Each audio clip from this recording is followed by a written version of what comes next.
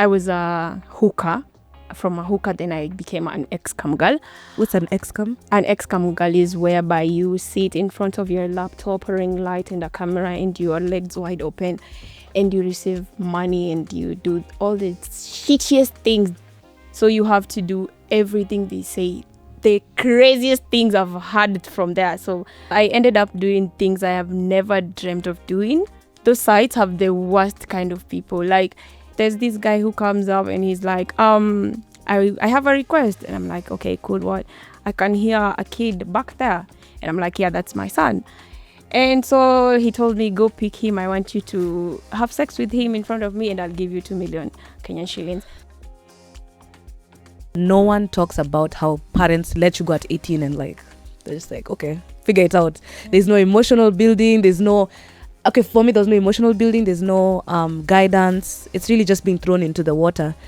We normally ignore mental health for so long. For me, like when it's bad, I kind of feel shameful that I want to hide and ignore it, and it ended to, I don't know how what it's gonna go, but it never really does. And that shame, I think, keeps a lot of people silent. True. And it does more damage than good. Well, in terms of mental health, I don't really tell them, oh, I'm depressed. But sometimes my mom can see like, wait, are you okay? And I'm like, yeah.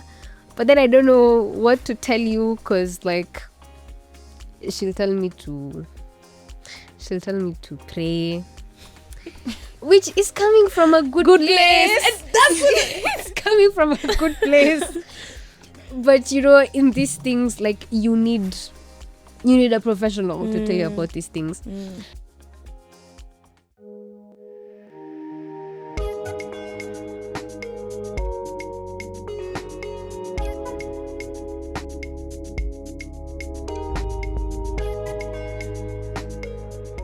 Hi everyone, welcome to another episode of That's What She Said. My name is Chebetrono, and today we are talking about mental health and how it relates to the African society, and also the big question of, have you been to therapy and what is it to be a human?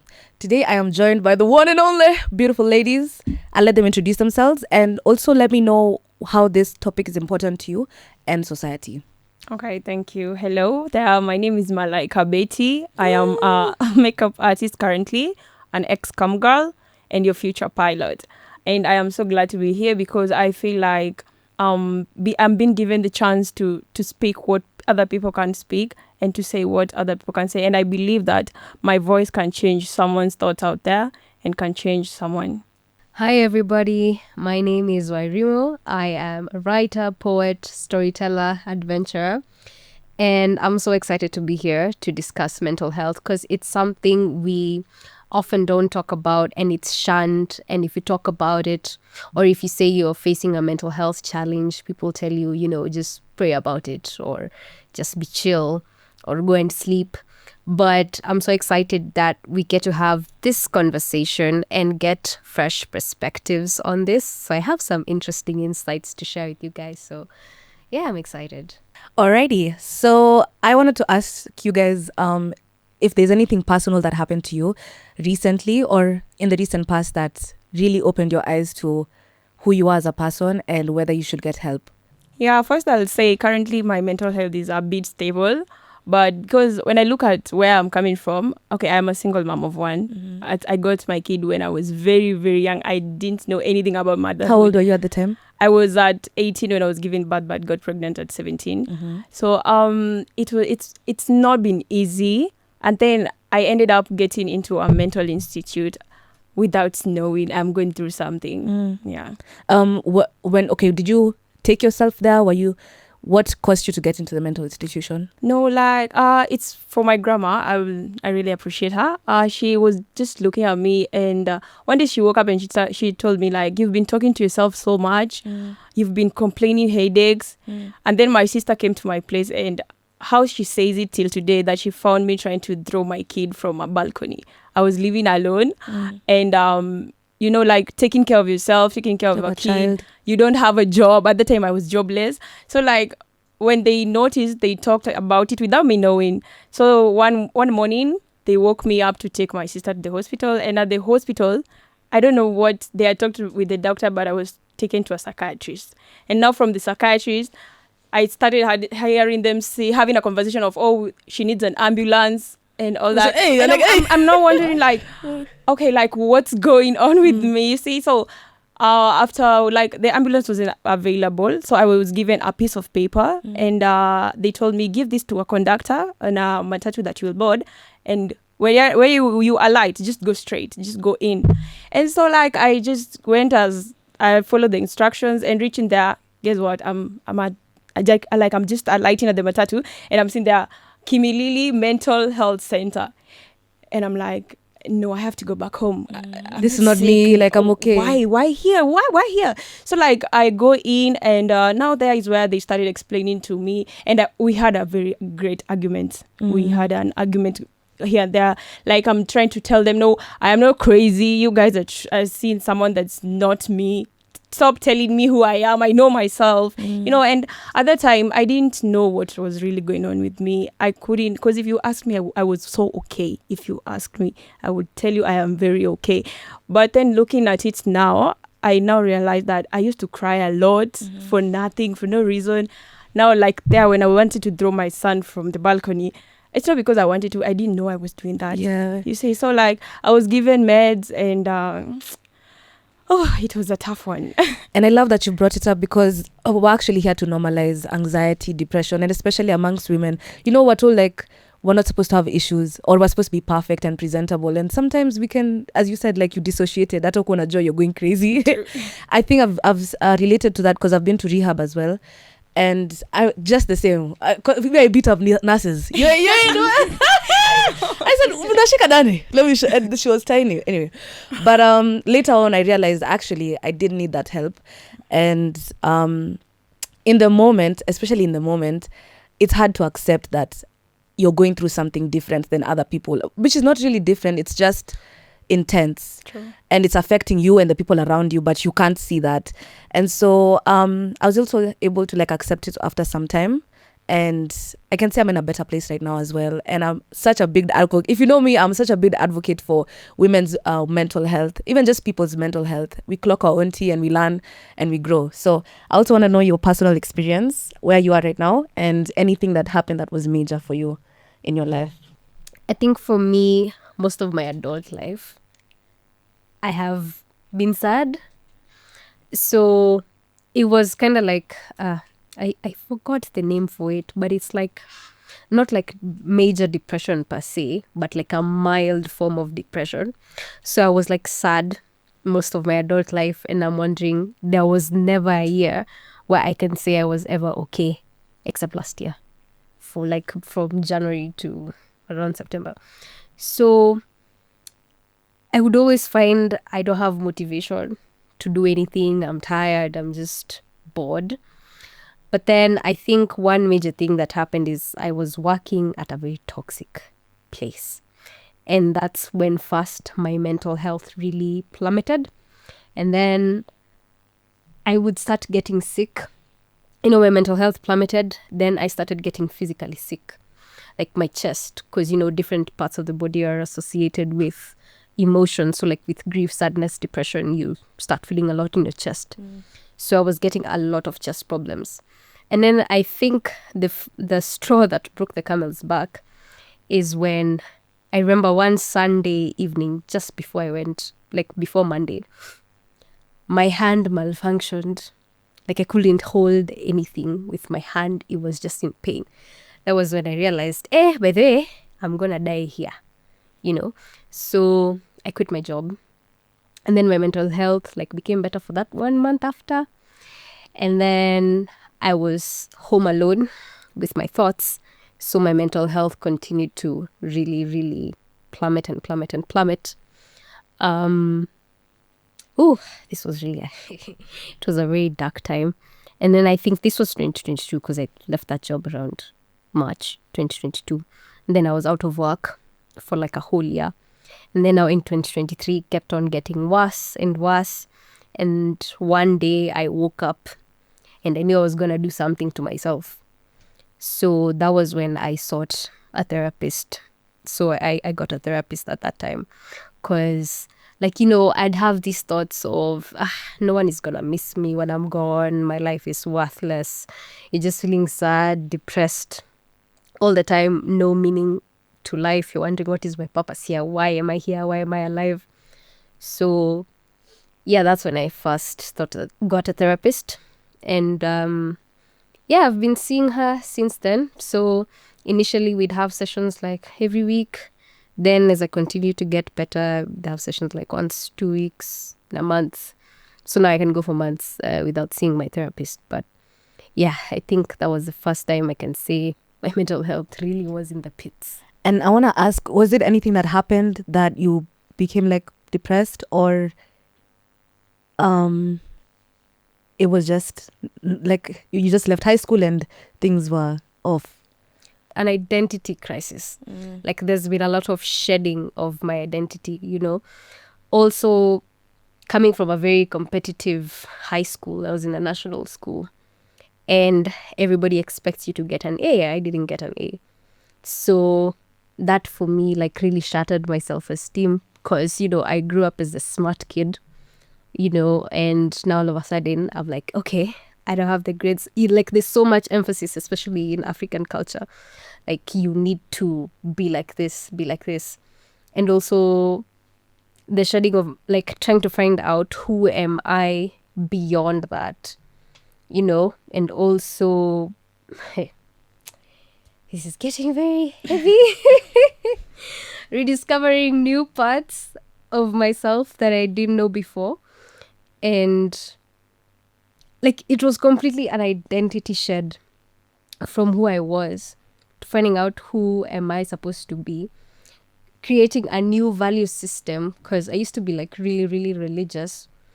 And then now in that time, when you're Christian, you say my identity is in Christ.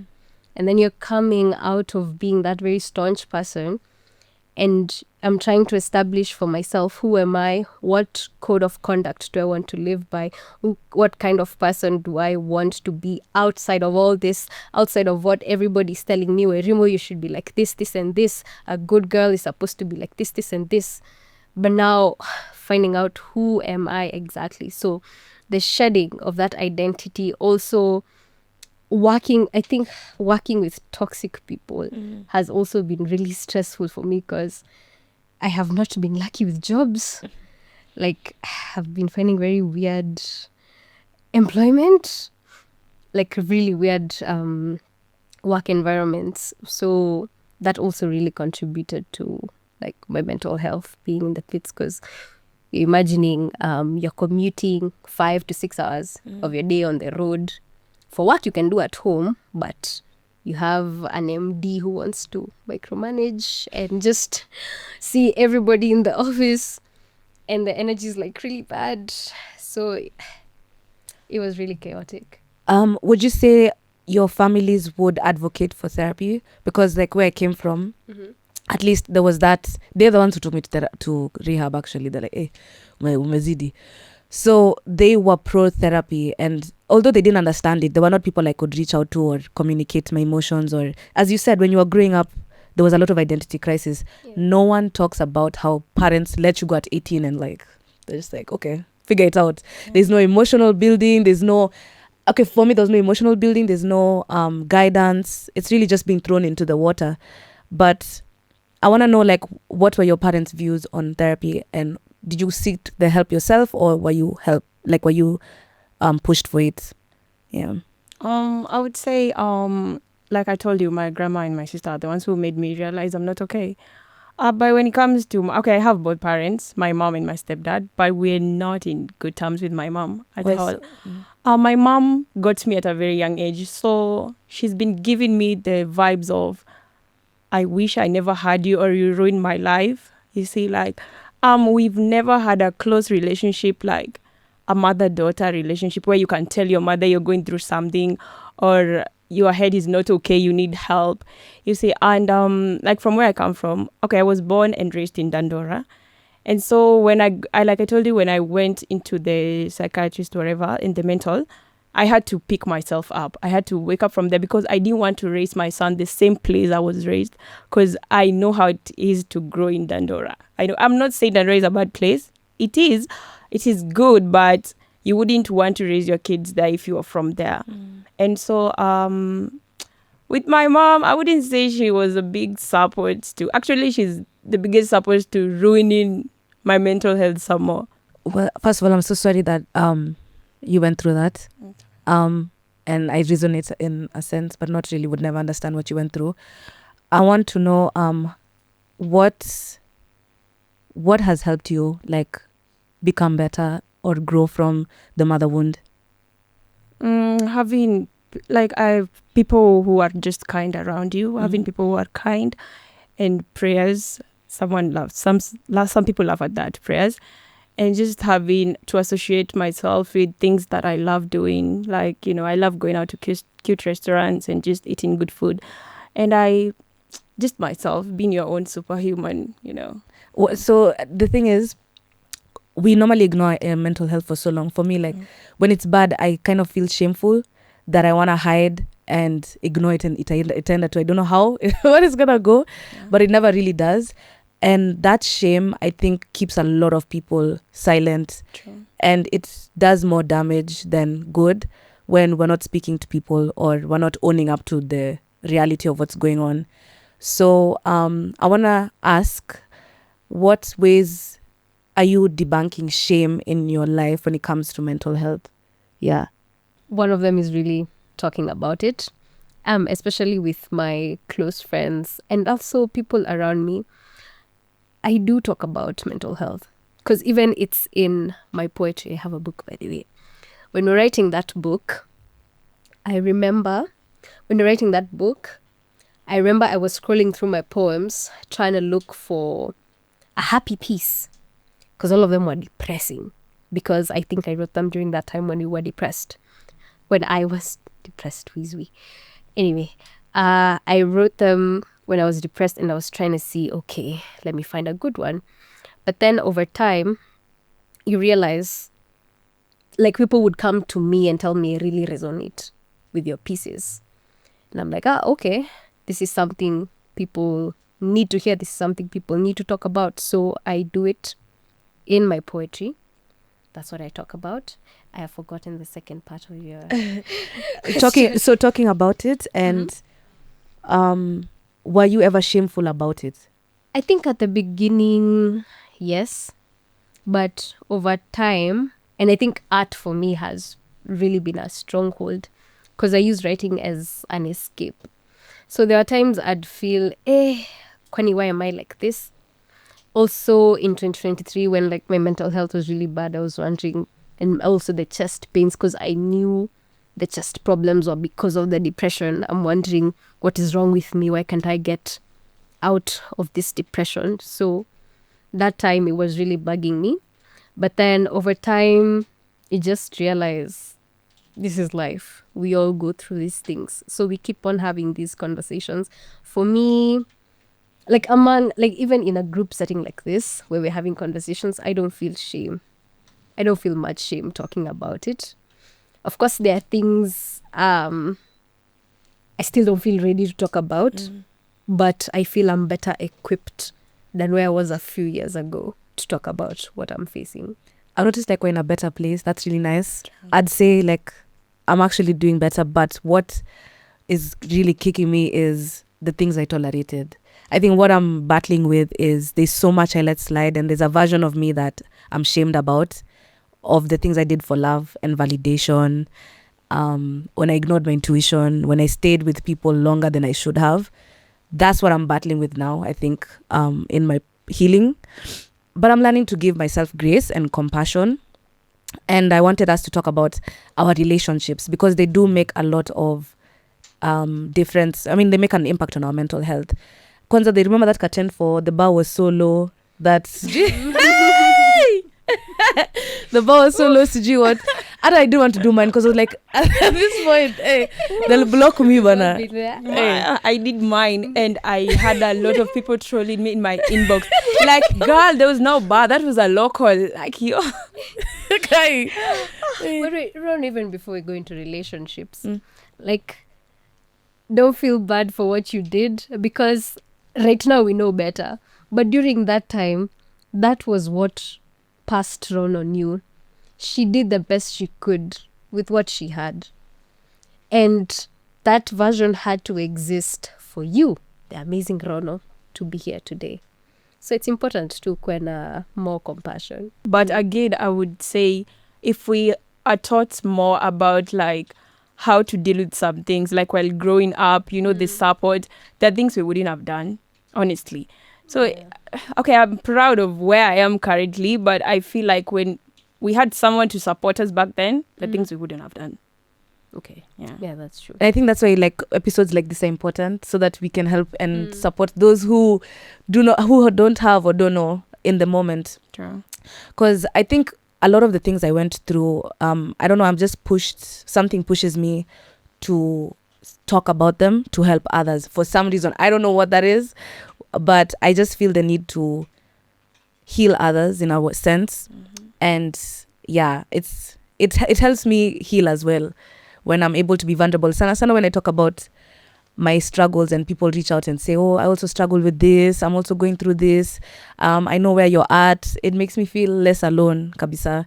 And I've been in an abusive relationship, actually not just one. I am starting to think I'm the problem. Whoa, like as much as, what's so funny, guys, as much as like I'm such a big personality and I'm out there, I had such low self-esteem. Like, it was so bad. I don't think I can even talk about some of it. It was so bad. I had also like the father wound. I didn't really grow up with a dad. So it's a lot. And at the same time, I was this bubbly and fun and oh my God, hey, I was dying. And I ignored my personal life for so long to just make people laugh. It was a coping mechanism by the nilikuwa tunatokea nachekesha watu ama nasema stories, or I'm reading people's dirty secrets nikireact, but deep down I'll go through hell. Like, you know. And I feel sad, as you said, like I feel sad I didn't have those people. I didn't have the best influences around me, and I didn't have people. And then again, my mom, and I hate to call her out, I love you so much, Mom, very religious, like too religious. I can go to her and be like, this is what I'm going through, and she'll be like, the Bible, God, Jesus, God. Even sometimes I'm like, you know, my cramps, omba. Cramps. No, cramps. At what point do we put logic? Did we put logic? I would love to know. You know, and sometimes I just wanted a mom. Sometimes I just wanted someone to say, you know, I've been there and I know how it feels, you know, to have a man abuse you or something. Nothing. And sometimes I started to identify my issues as the devil, you see. Like, it's corrupted my mind, because when someone did something wrong, I'm like, the devil is trying to attack my life. The devil is trying to, you know, but maybe they're just being, you know, them. And I had to just acknowledge that this is painful and I can walk away. Okay, which brings me to us debunking whatever African uphold we have on this mental health and treating it like it's a disease, it's abnormal when it happens. And I've seen in a lot of African homes, there's a lot of suppression even with our parents. Like, they feel these things, they feel tired, they feel anxiety, they feel depression, and they deem them as bad, and so they suppress them, and they're raising children to ignore how they feel and just work. So we have robots everywhere. We literally have robots. So have you ever how was the experience for you, like in an African home? I have a lot of grace for my folks. My folks are very supportive, actually. Well, in terms of mental health, I don't really tell them, oh, I'm depressed. But sometimes my mom can see, like, wait, are you okay? And I'm like, yeah. But then I don't know what to tell you, because, like, she'll tell me to pray, which is coming from a good place. And that's It's coming from a good place. But, you know, in these things, like, you need a professional to tell you about these things. And I think a reason why many Africans or rather in African homes, we suppress our emotions is because they grew up with so much trauma. If you're growing up like during slavery, colonialism, and we carry this trauma like in our genes, it's passed on generation to generation to generation.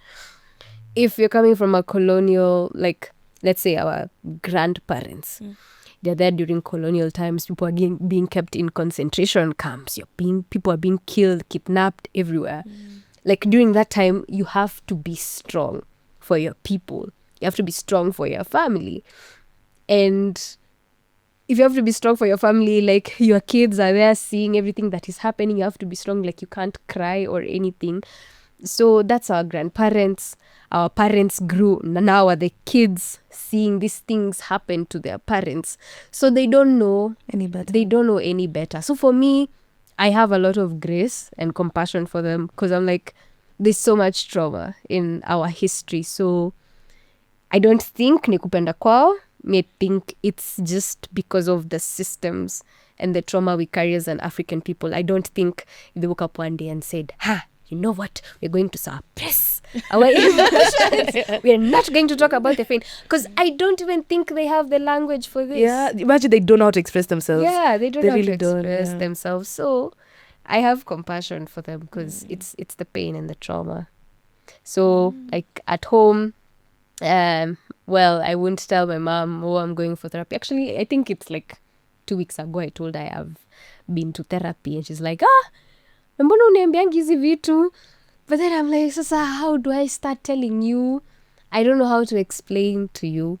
But also maybe that's on my part. Maybe I can start educating them pole of, these things. This goes like this, therapy is like this. But we've had like a few conversations. I've told her, by the way, you should go to therapy. Because she tells me things from her childhood. And I'm like, where? You guys really went through it.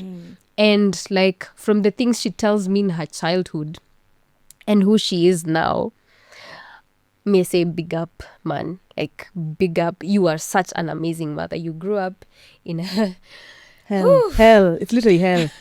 in a very challenging household, but like you overcame all these odds and became such an amazing mother to me. Regardless. So I think it's up to us to always see how we can become better for future generations. True. I feel you, because like for me, when I started telling people, okay, at first I didn't go to therapy. I didn't know about therapy. In our family, we don't talk about therapy a lot. And then in our family, there are like 3 or 4 people who really go crazy. You see, so you can imagine going to tell your people, I am going to therapy. So because there was this time we were in a family meeting and I said like, I've started therapy. And they were like, Guy, biti kaiwa gorokire. Like, like, did you go crazy? Like, did you run mad? And I was like, no, like, it's just therapy. They don't get the concept of going to therapy. They take it as you're crazy. Yeah. Like, so, and then, like, for my family, they are Wakorinos. That's how you feel me. You can feel me. I'm going to sit down with Wakorino telling them I'm going to therapy. Okay, do they tell you you're going to hell or something? No, I was told that the devil started attacking me because I stopped going to church. That is why the devil... She's hilarious. You're actually hilarious. And she has beautiful comedic timing. Like, it's because for real, like, imagine now, they told me the devil loves me nowadays. Actually, the devil loves you. But when they talk about it, it's not that they hate you. They're telling, like, you can even see the love when they're telling you, but... like there is love, because like let's say for my grandma, I feel like she's the reason I realized I was not okay, you see. So I feel how when she tells me the devil attacks me, it's not even funny. Wait, like, what is this? Wait, before you continue, did you used to wear those Akorino skirts? Mafiriri, yes, they're called firiri. I used to wear them mafiriri, and I used to hate them because the kids I would go to school with, they come, like bougie kids, and then you're there, because when I started school, I was in a private school. And so like, you're there with your firiri dress and your kitamba on their head, but I didn't get to the place where I get to, they kneel down for you and they cross you the white, it's called kiremba. I didn't get there because my mom again refused. So it was tough growing up. You know, the mattress. I wear this and I look myself at the mirror. I'm like, wow, I never thought you would be her. Wow. Wow. Shout out to growth though. I know. You've said something that's resonated with me so deep. This thing of being told it's a spirit attacking you, a spirit of CG, alcoholism. You need to pray, you need to cleanse.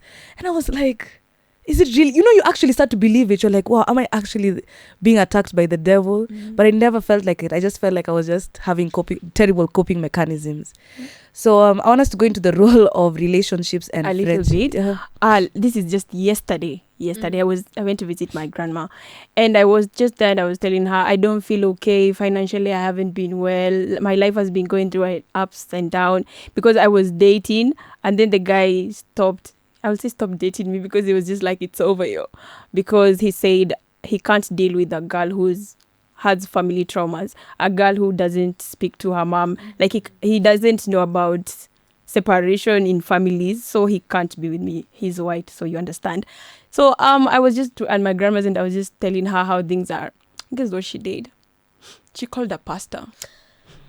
Horera pastor wagetegera.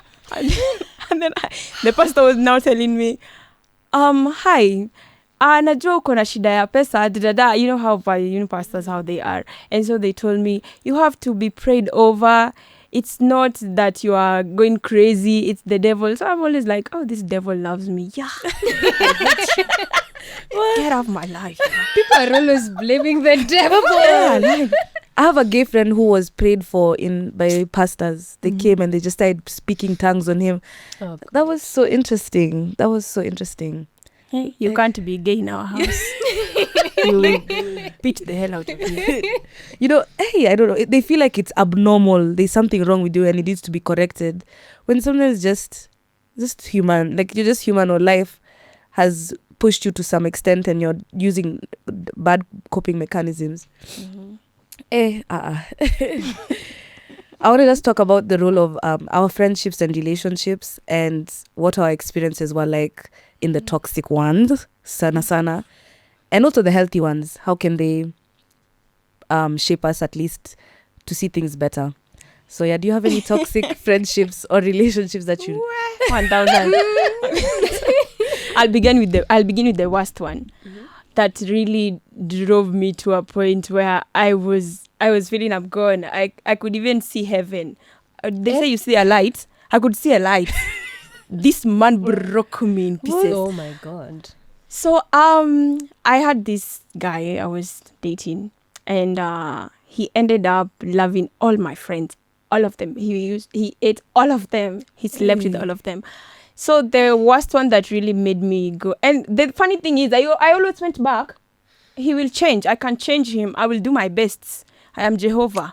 So I know what you're doing. Now, like the last one that really drove me insane, we went out. Okay, I love inviting friends at my place, and that's one thing I regret currently, but I love being around people. So I'm that person who used to invite people at my place, and we'll have drinks, we'll eat, just share how has your week been or your month, and see. So that time I'm with him. He came to live with me because he did not have a job. He had nothing. So I was the provider, the bazoo, you understand? So I'm just there, and we went out. We said, ya nyumba haitoshelezi, twende ya nje, we have fun, and then come back home. So we went out, had some drinks, and then came back home. Mi sikujua nifikaje home, but when I'm waking up after some hours, finding my the sister to my best friend seated next to me, and she's like, "Are you okay?" Looking at myself, I don't have pants, okay, and I was on my P's, so I don't have pants. I'm alone on the bed. So the sister to my best friend asked me, like, "Are you okay?" "I don't think you're okay, Malika." And I'm like, "Why?" Because me, I'm feeling I'm fine, like I'm fine, but hangover. So she tells me, your guy came in here.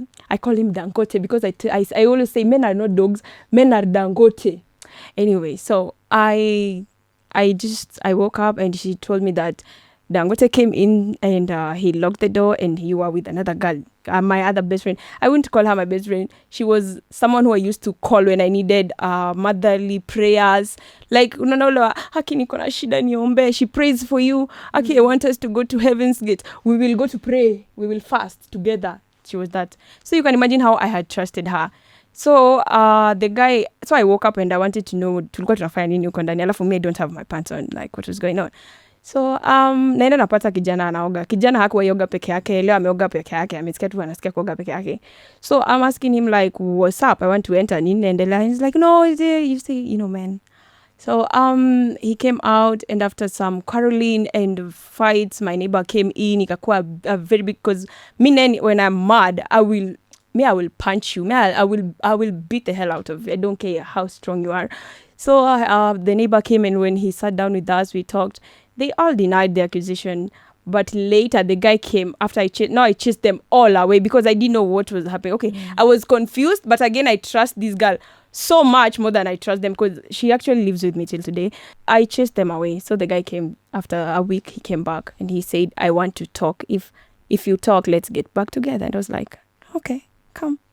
So he came back and he started explaining to me everything that happened, that I gave him the vibes of I want a threesome. And then I was like, but I was even out. I was so out. I me myself, I wasn't even feeling I'm touched. So he told me they did it. They are next to me. They finyanad. Where?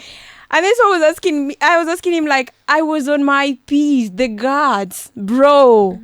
But until today, the lady alikata the accusation. But the guy unajua alikuwa honest juu he wanted us to get back together. And I believe him because he wanted us to get back together. So I knew how toxic he was because, okay, I was also stupid. I won't say I knew how toxic I was, but I was stupid. Imagine nimwambia, I want you to do everything you did. I want to see. And act how you felt on top of me. Do it. And nikalala. Bro, what the hell? And he did kufika katikati kananiambia, no, come on, I can't do this. Akatoka, and even that's how now we broke up for I good. love this. Even though kinda. You know, I can't even judge, man. Like, because I've been in those toxic relationships as well, and they're so chaotic. Na akaniachia kisonono. Mwasho. Lakini hakuniachia ukedi. Hakuniachia ukedi. Period. I've also been in a similar, just a narcissist, really. Now it's a codependency thing. Like you really can't be alone, and the pain they cause you kind of makes you think they're important in your life, so you keep going back. And I actually forgave that version of myself because I was so dumb. Like I was so dumb. The things I was also like the provider, and I hate that. I don't even want to say it in public, but I was too much of a giver. And now I think I'm just learning how to put that back in myself. Nimetoka huko ni mambo ya Misri bana. Hallelujah. But even friendships. Love a girl. We suffer a lot. Being nice is the worst, bro. Sometimes I'm like, why can't I just be a villain? But it's not me. And at least sahi naweza sema niko na healthy boundaries.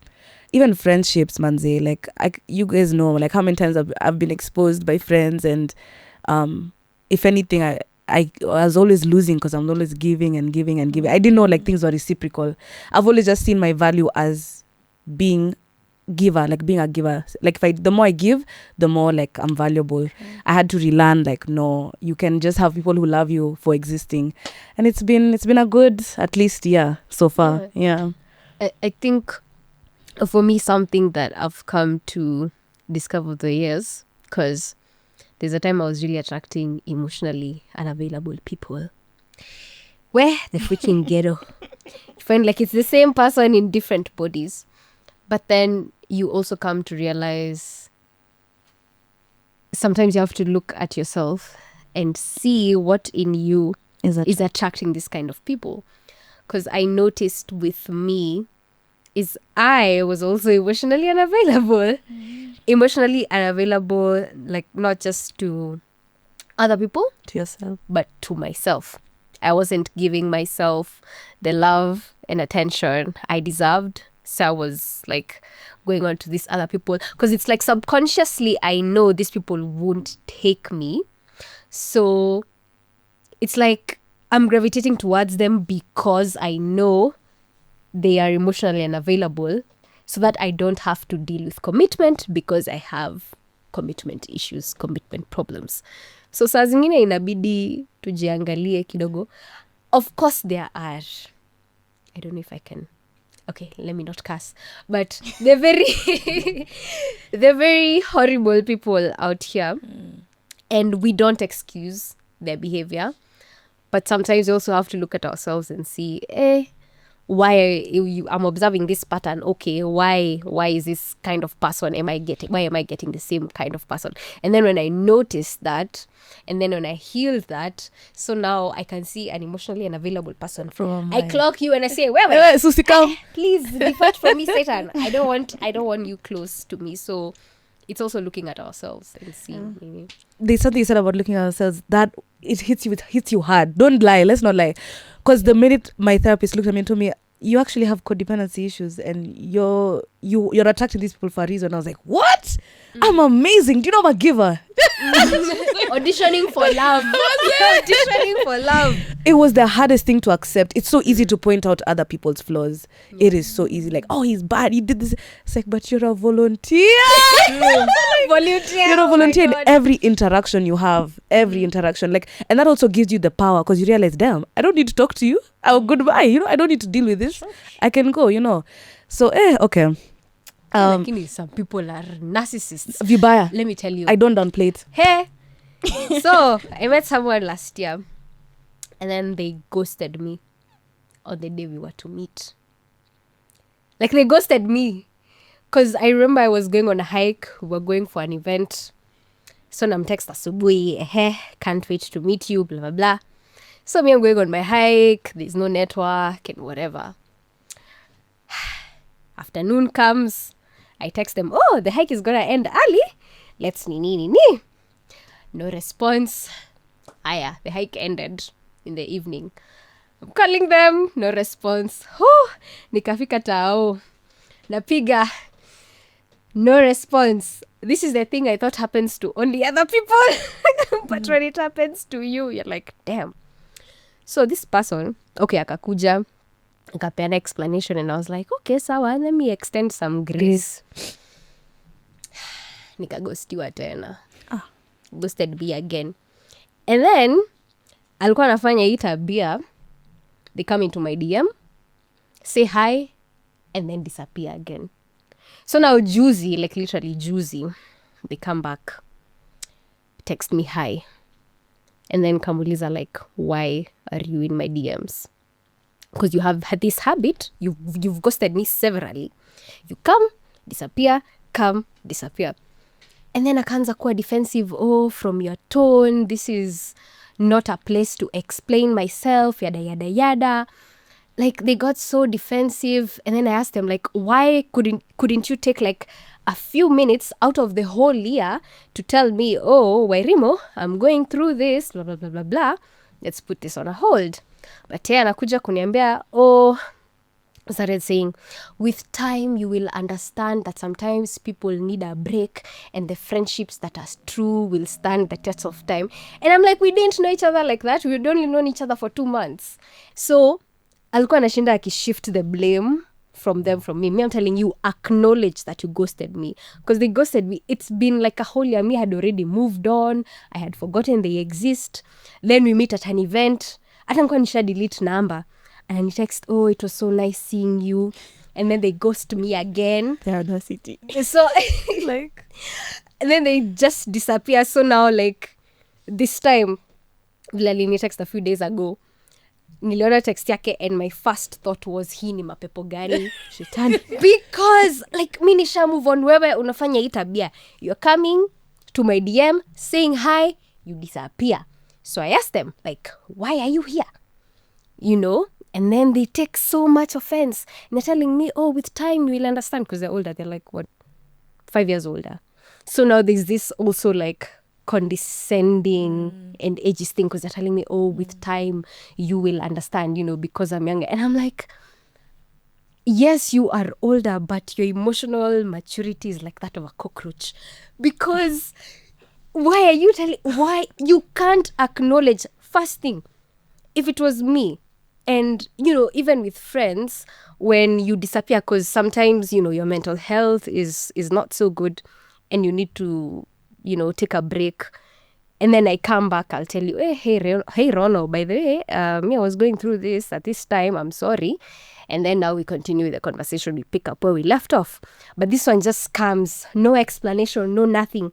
And ananiambia, your tone is so negative. This is not a space where I can explain myself. Imagine, you can't even say, I'm sorry for ghosting you in this time. You just say, your tone, yada yada yada, and then like people just have really bad behavior. And I tell them, you in that 1 year, you couldn't take 5 minutes to say, hey Wairimo, I am going through ABC, I can't do this, can we just be friends? And then ananiambia, I was not in a position to communicate the way you would have wanted me to.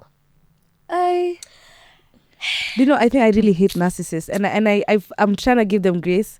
They ruin my life. I used to have this whimsical thinking that everyone is nice. And you have suffered. It took like they're trying to make me clock it, but I'm not seeing it. And I always thought, as you said, I can change people. Like my Avenger love can make them, see. Never have I ever been Teswa, like niliteswa maji, niliteswa. And so I don't know how do you spot a narcissist? I would say, like, how do you know you're dealing with a narcissist? Oh, I would say the red flags are always there. We just ignore them. They are always there. You'll always see this person is a narcissist because they don't know how to hide from the word go. Okay, from those I've had experience with. If I sit now and I look, there were signs. I just ignored them. My friend told me it's just because I think red is your favorite. It's your favorite color. That's why you never saw the red flags. So, and also we empathize with our intuition. So our intuition is like, get out of here, it's unsafe. Get out of here, it's unsafe. That makes you feel unsafe. You're like, I know. It's nampenda. But or like you rationalize it when you should just be walking away. But these people, okay, some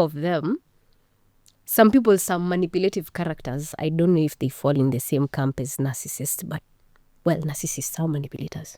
But are all manipulators narcissists? I don't know.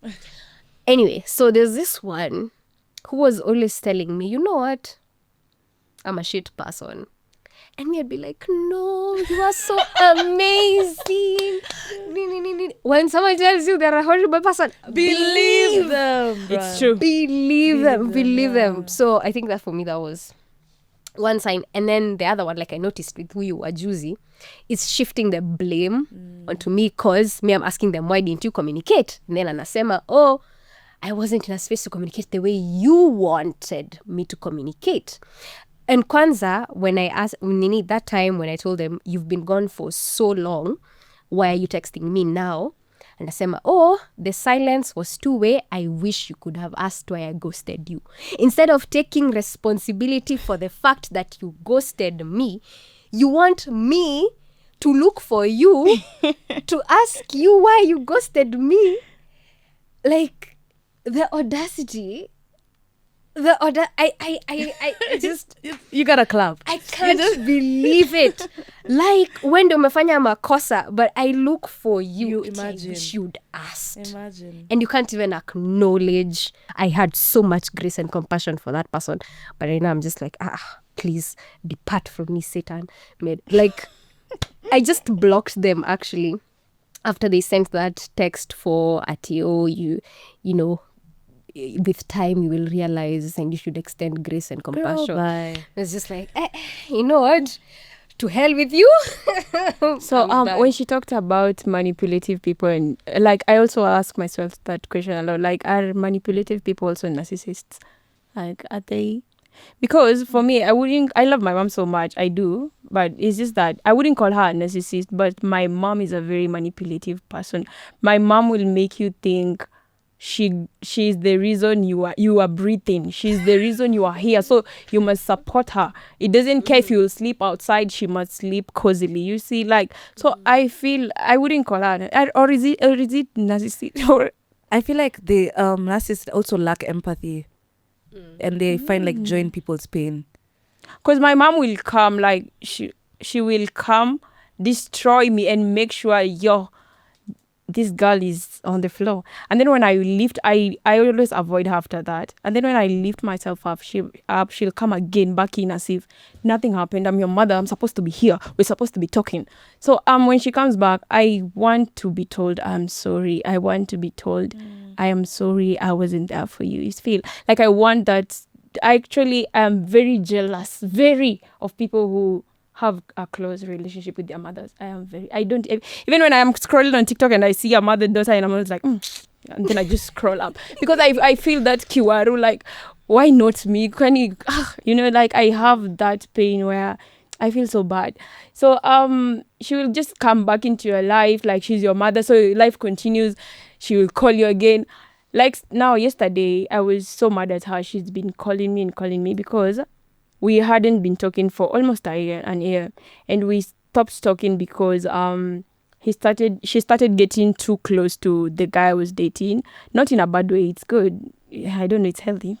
So like, they started communicating things that I am not involved. Now, like the guy planning to leave me, he hadn't told me first. He told my mother. What? You see? That's And then the guy, now my mom showing me the messages now later. She was telling me like, the guy texted, I don't think I want to have kids with your daughter. She still has traumas. You see, like she has childhood traumas that she has to heal from first. So all these, here the other side, oh, I love you, baby. I can't sleep without you. And then the other side, he's texting my mom like, I can't live with your daughter.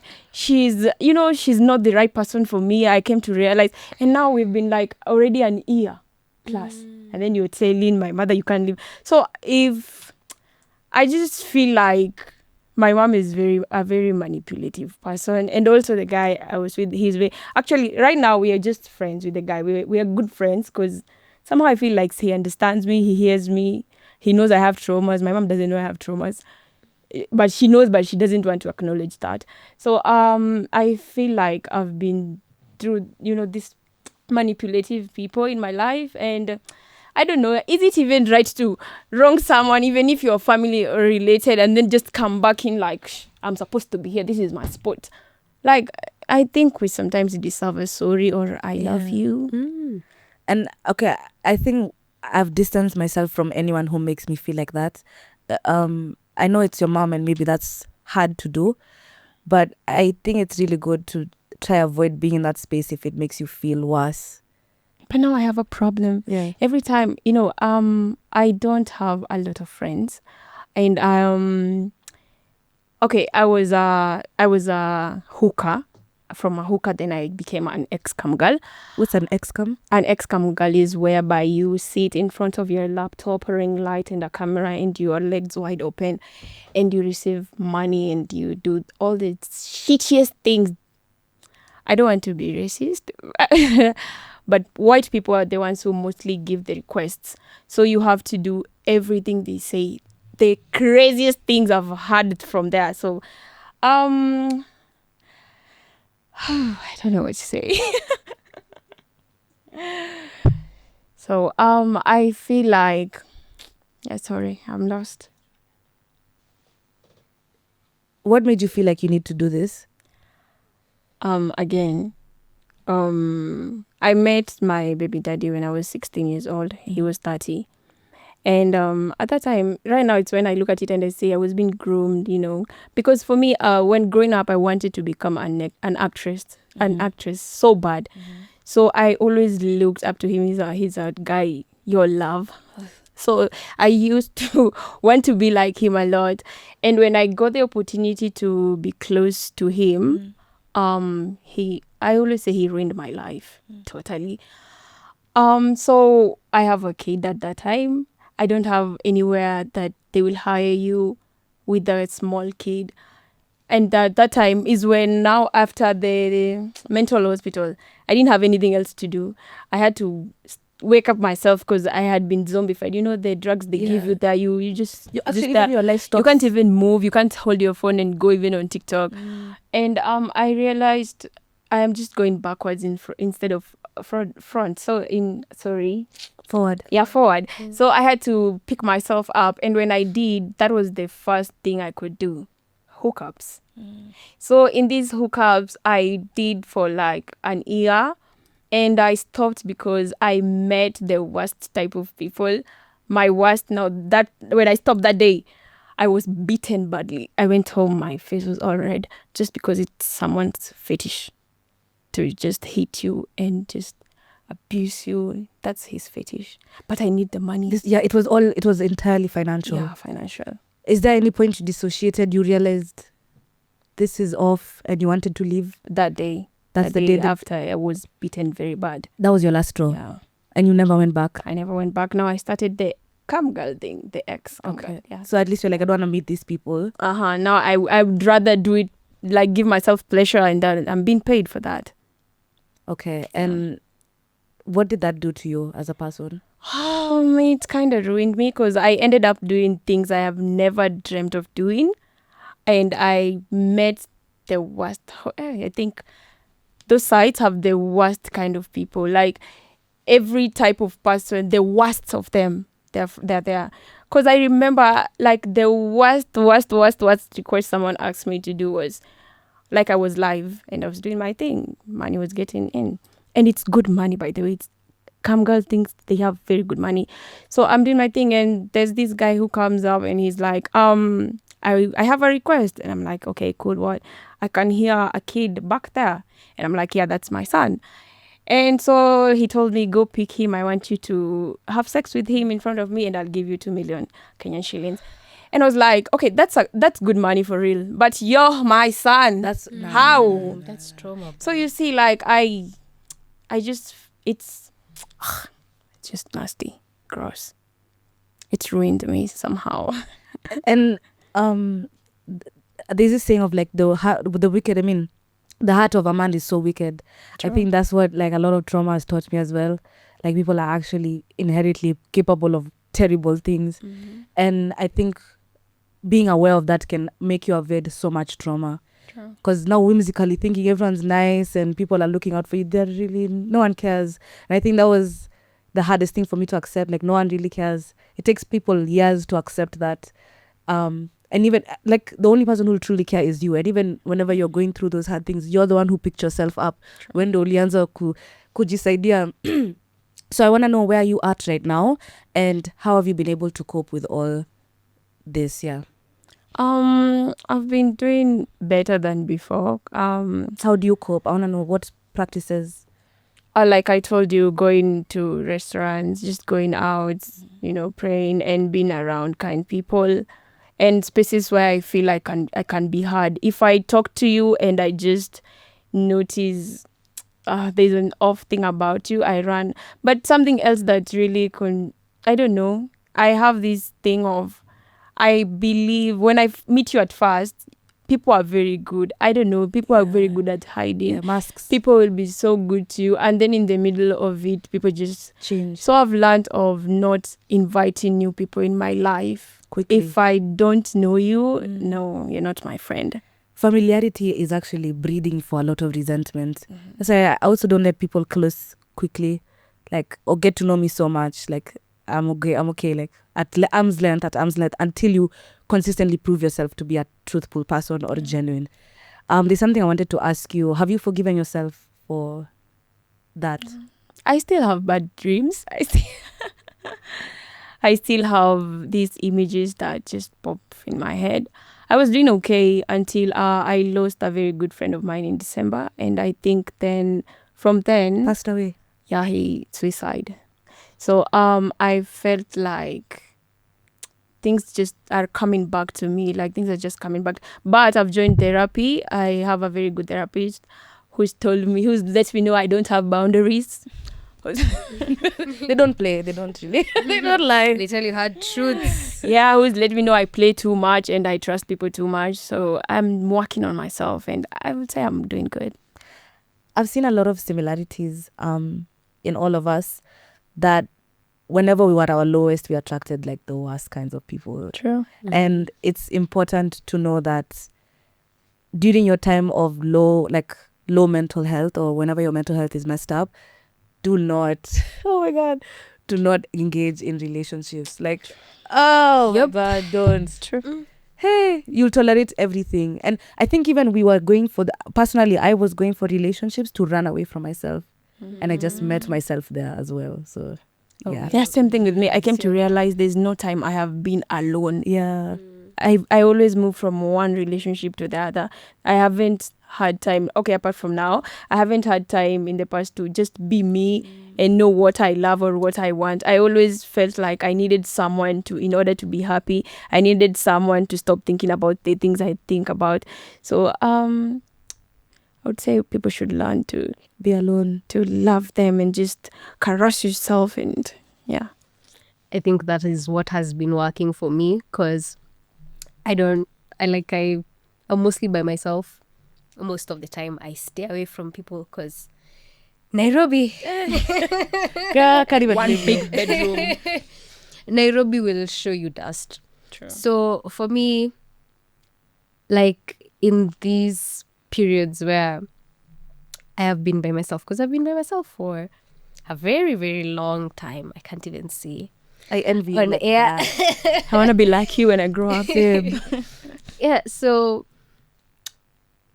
you really learn to be with yourself and you become really self-aware to the point where sometimes I am even averse to the thought of being with someone, because I'm like, I have worked on my peace.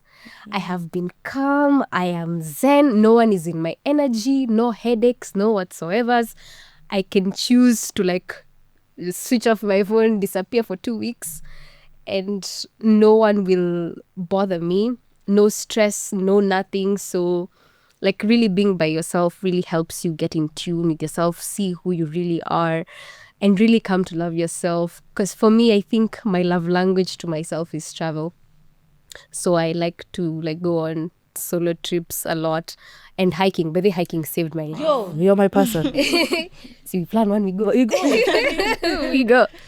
Yeah, and also hiking like really saved my life, because I think I was hiking a lot now when my mental health was in the pits, and just being in nature. Being in nature is underrated. Yeah, so avoid people, by the way. Even in the Bible, Paul aliambia watu, if you can, do not marry. Avoid those people. Be single.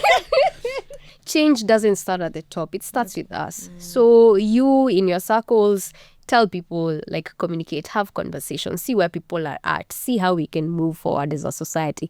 And then that creates a ripple effect. And then we keep on growing, and creating more awareness about this. And seeking help. I think just saying, a lot of people keep quiet when struggling. And as much as we go for therapy, not everyone can afford therapy. It's expensive. Is it? Expensive. It's expensive. There's free For some, it's therapy. not. There's free therapy, actually. Yeah. I think KNH does free therapy. They do. Yeah. Oh. There's even a platform for queer people. I don't know what it's called.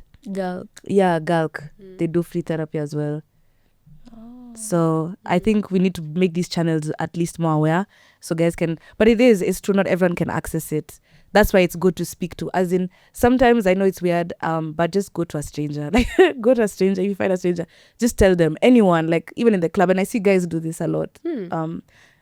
Keg joints, you just find some guy is drunk and he opens up about his marriage, and speaking really removes it from our heads. Yeah. And at least eases us to put it out there. The pressure gets out of our head. Na inatoka huko nje, at least speak up, guys. Speak up, y'all. True. Yeah.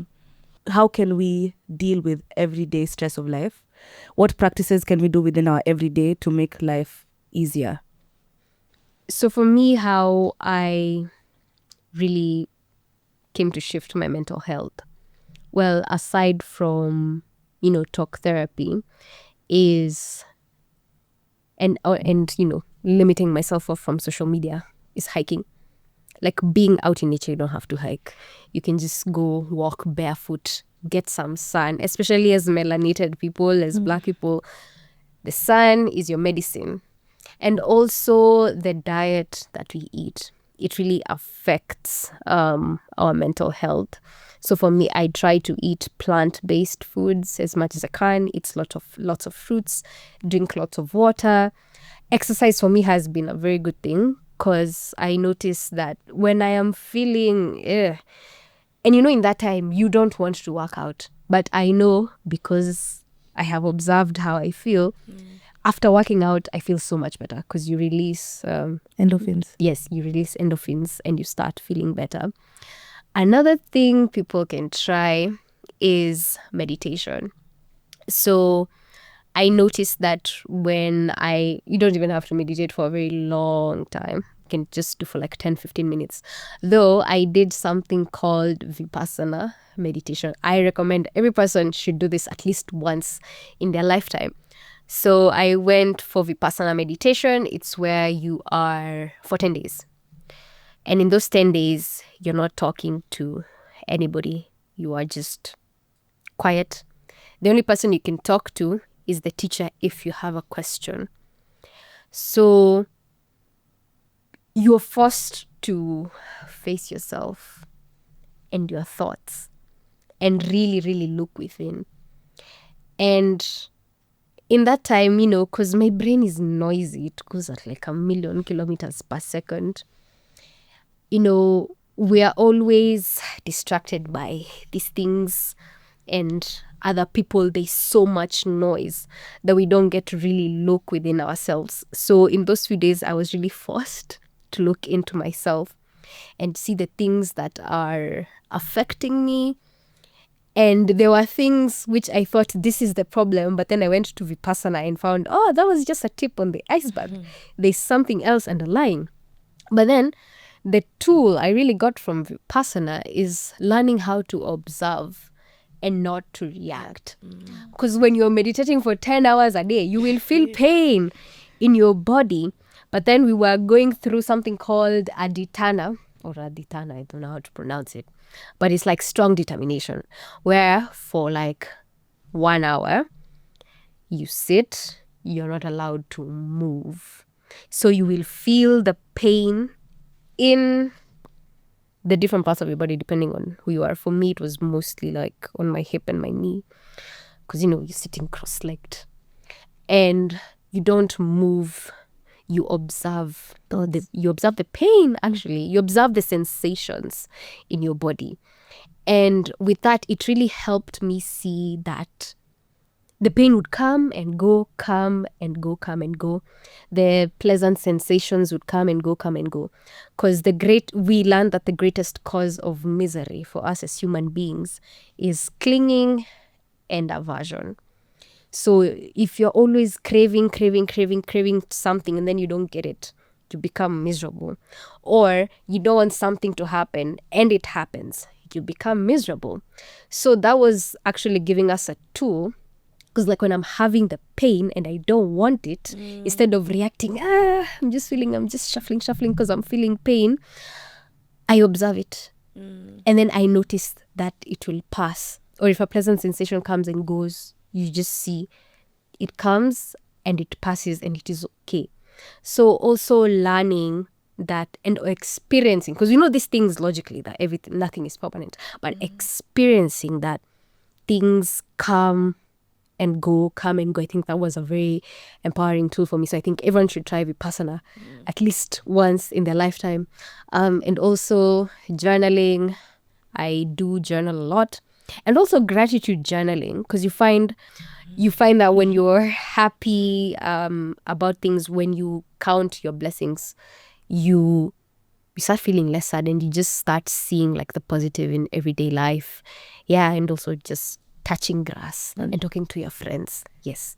I think they taught us the same thing in cold plunge. There's a time I was crazy and I was just trying to cheat anything to take the pain away. And I was going for cold plunges, ice cold water. You sit in it and you sit with the distress and it teaches you how to be around chaos and be calm. So every nerve in your body is like, get me out of this water. Get me out of this water. But you have to sit with it. And it kind of allowed me to have this tolerance to be calm in the storm, in a sense. And there's something you said about gratitude. Yesterday I was talking to my cousin and we were talking about blind. Yes, like for the past 3 days I've been crying my eyes out. I didn't even know how I was gonna do this episode. So as I was sharing this with him, he was like, doctors are starting to look for solutions for blind people. And I really sat down. I was like, damn, I can see.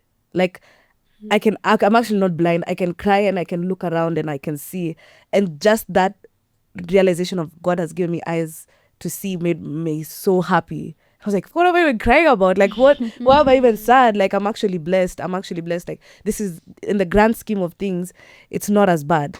So, yeah, I like what you've shared. I really do. Thank you for letting us know. And I about also that. feel like as women, women should learn to listen to their bodies. Intuition. Your body will tell you when you are not feeling okay. Your body will tell you when you're happy. Your body talks to you actually.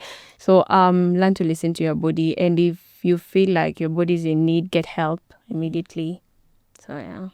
So we're gonna wrap this episode up. Actually, thank you guys for coming as well and Thank having this you. conversation. Thank you for having us. I'm gonna let you at least tell someone out there who's actually struggling right now. What is one piece of advice, or what's one thing you'd tell them in the midst of things? Just like I've said, learn to listen to your body, and don't let anyone define you. You are who you think you are. And also, if you really feel like you need help, don't be scared to talking to someone. Find anyone. Talk to people out here. You never know. And I feel like it's very nice that you guys are creating a space like this where someone, like, I can talk, and someone else can, maybe even there's someone who thought they've gone through worse, but now they feel like, somebody has gone worse than me. So I feel like you guys are doing a great job. And yeah. For me, it's that nothing is permanent. And in those low times, we feel like it's never gonna end, but it's gonna end.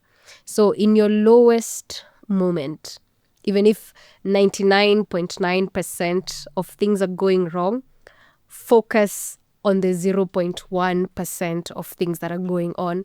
You can open your eyes, you can breathe, you have good health. Like, just give gratitude for that and focus on that one thing, and then you'll notice, like, it keeps on getting better. 0.1%, 0.2, that way. And slowly, and seek help as well, by opening up. A problem shared is a problem half solved. So it's not permanent. It will come, it will pass, and there are better days ahead. That's what I can say. I'd say, God, I don't even know what to say. So many things have been said, but it's not the end, and it's gonna get better, even if it doesn't look like that right now. And shame is a waste of time. Honestly, just let that thing go. It doesn't exist. Look forward.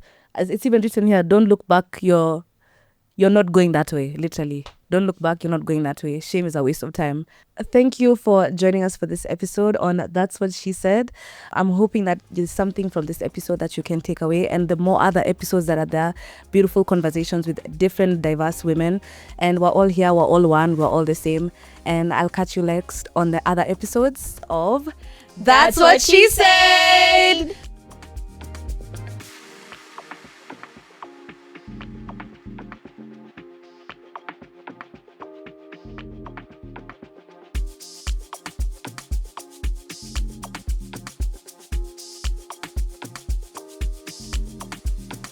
That's what she said.